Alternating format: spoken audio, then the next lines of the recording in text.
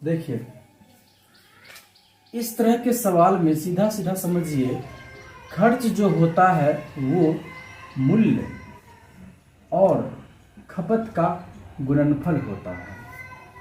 हम कोई भी सामान खरीदने जाते हैं तो हमारा खर्च उतना ही होगा जितना हम सामान खरीदेंगे और उसका कीमत जो होगा वही ना देंगे कि एक्स्ट्रा रुपया भी दे के चले आएंगे।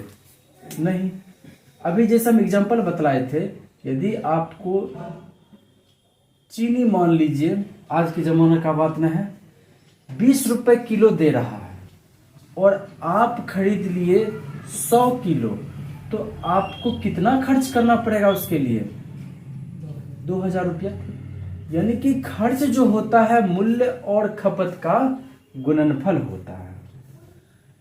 अगर ऐसी स्थिति में खर्च को बैलेंस रखना है तो मूल्य जिस हिसाब से बढ़ा या घटा, उसी हिसाब से खपत को भी घटा दीजिए या बढ़ा दीजिए।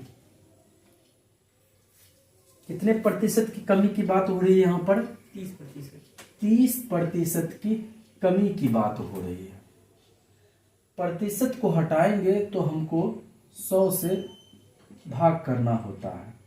यानी कि आप इसको लिख पाते, यहाँ से शून्य कटेगा, 3/10 और यहाँ माइनस लगा लीजिए। ये कमी किसमें हो रहा है? मूल्य में ना, मूल्य में। यानी कि उसका वास्तविक मूल्य था 10 रुपया और उसमें कमी आ गया 3 रुपया का। अब उस वस्तु का कीमत कितना है? 7 रुपया। बात समझ रहे हैं? किसी वस्तु मूल्य में यदि 30% का कमी हुआ, इसका मतलब है 3/10, यानी कि 10 उसका वास्तविक कीमत था और उसमें 3 रुपया का कमी आ गया। अब वो कितने का आएगा सामान? 7 का। अब समझिए बात को, मूल्य जो है वो क्या हुआ? 10 रुपया से 7 रुपया हो गया। समझ रहे हैं बात को? मूल्य जो है वो 10 रुपया से 7 रुपया हो गया। कह रहा है कि खर्च समान रहे, खर्च जो है ये समान रहे, खर्च जो है वो समान रहे। तो हम क्या बताएं, बैलेंस करने के लिए उसको उलट दीजिए। जैसे कभी कभी ब्लड की कमी से शरीर में, हमारे पूरे शरीर में ब्लड पहुंचना चाहिए, जहां ब्लड नहीं पहुंचेगा वहां ऑक्सीजन का कमी तो कोशिका मर जाएगा, खेल खत्म आदमी। कभी कभी क्या होता है, हमारे मस्तिष्क तक ब्लड के नहीं पहुंचने से, ब्लड के पहुंचने में कमी की वजह से माथा दर्द करने लगता है। ऐसी स्थिति में यदि कोई आदमी उसी समय सीधा उल्टा खड़ा हो जाए, यानी कि अपने मस्तिष्क के बल पर, तो उसके मस्तिष्क को आराम मिलता है। उसी तरह से यहां भी समझिए, अगर हमको बैलेंस करना है तो जो सीधा था उसको उलट दीजिए। बात समझ रहे हैं? जो सीधा है 10 से 7 हो रहा है, आप 7 से 10 कर दीजिए। अब देखिए यहां भी खर्च कितना है? 10 गुना 7 करिए 70, 7 को 10 से गुना करिए, यहाँ भी 70। अब इसको पकड़िए, खर्च में कह रहा है कि कितने प्रतिशत की वृद्धि की जाए। पहले खर्च कितना हो रहा था, अब कितना हो रहा है? कितने की वृद्धि हो रही है? 3 की। बस यही तो हमको प्रतिशत में निकालना है। 3 की वृद्धि हो रही है किसमें? 7 में। इसी को प्रतिशत में बदलना है। 100 से गुना करेंगे और आपका सीधा सीधा आ जाएगा 14.2/7 और फिर 14×42 ये आपको वृद्धि हुआ प्लस। ये चीज आप डायरेक्ट नहीं निकाल पाइएगा अभी। ऐसी स्थिति में आप 300 में सीधे सीधे 7 से भाग करिए। 7 चौके 28, 2, फिर 7 दूनी 14 और फिर यहाँ से 6। ये इसी चीज को लिखे हैं 42.7/6, 42.7/6, 42.7/6। बात समझ रहे हैं? उतारिए इसको। अगला सवाल जो कह रहा है वो आपको बस इतना सा इसमें ध्यान रखना है कि खर्च जो होता है वो मूल्य और खपत का गुणनफल होता है। हम क्या बोले हैं? खर्च जो होता है वो मूल्य और खपत का गुणनफल होता है। यदि मूल्य बढ़ेगा तो आपको खपत बढ़ाना पड़ेगा। तब जब ये जो खर्च देख रहे हैं ये यदि आपका स्थिर है, स्थिर मैंने बुझ रहे हैं, ना घटना ना बढ़ना। यदि मूल्य आपका बढ़ेगा तो आपको घटेगा तो खपत आपको बढ़ाना पड़ेगा, तभी जाकर के खर्च आपका बैलेंस रहेगा। दूसरी स्थिति में यदि आपका मूल्य बढ़ा तो आपको खर्च में खपत में कमी करना होगा, तभी जाकर के खर्च जो है वो आपका अस्थिर रहेगा। बात समझ रहे हैं? फिर ऐसे तीर जा रहा है, ऊपर जा रहा है, फिर ऊपर जा रहा है तो ये नीचे जा रहा है। काहे? तो दोनों को बैलेंस करने के लिए।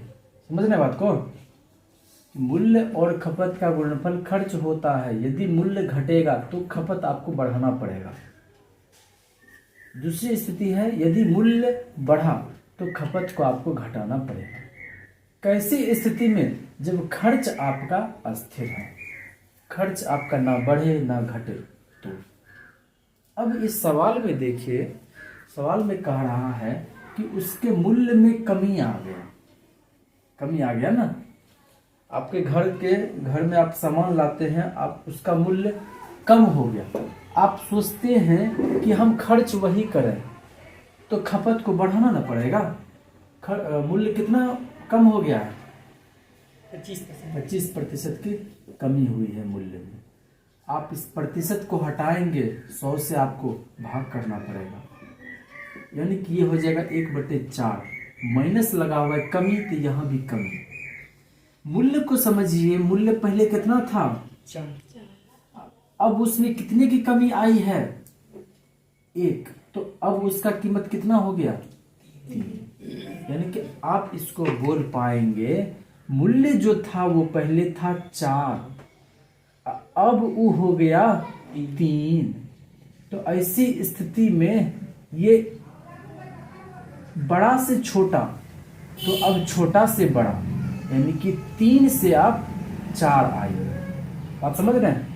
बड़ा से छोटा तो छोटा से बड़ा, यानी कि इसको हम क्या किए? उलट दिए। यानी कि खपत जो है हमको बढ़ाना पड़ेगा। कहां से कहां बढ़ाना पड़ेगा? 4 से हम चल जाएंगे 3 पर। 4 से 3 जाने के लिए क्या करना पड़ेगा? हमको 1 जो है वो बढ़ाना पड़ेगा। अब 1 किस में बढ़ाना पड़ेगा? 3 में। 3 में बढ़ाना पड़ेगा। गड़बड़ा दिया। 3 से 4 हो गया खपत, 1 बढ़ाना पड़ेगा 3 में। सही है, 1 बढ़ाना पड़ेगा 3 में, और फिर इसको आप प्रतिशत में बदलेंगे, 100 से गुना कर दीजिए तो आपका आ जाएगा 33.3% का वृद्धि हुआ। ये चिन्ह ऐसे मत लगाइए, गड़बड़ा जाएगा। ऐसे में चिन्ह जो है ऐसे लगाइए। 3 से 4 यानी कि 1 बढ़ा, कौन? 3। तो नीचे में जो बढ़ता है ना उसको नीचे लिखा जाता है, ध्यान रखिएगा। जो बढ़ता है उसको नीचे लिखा जाता है, कितना बढ़ा उसको ऊपर लिखा जाता है, और वही तो वृद्धि प्रतिशत है। किसी भी सवाल में यदि आपसे पूछे वृद्धि प्रतिशत या फिर कमी प्रतिशत, समझ रहे हैं?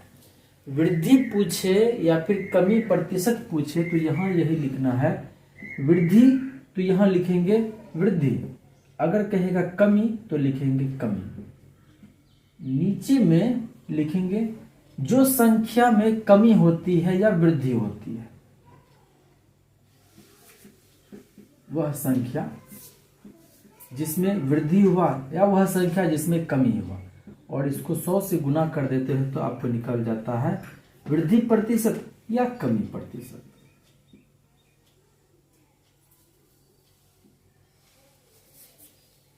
लिखिए इसको।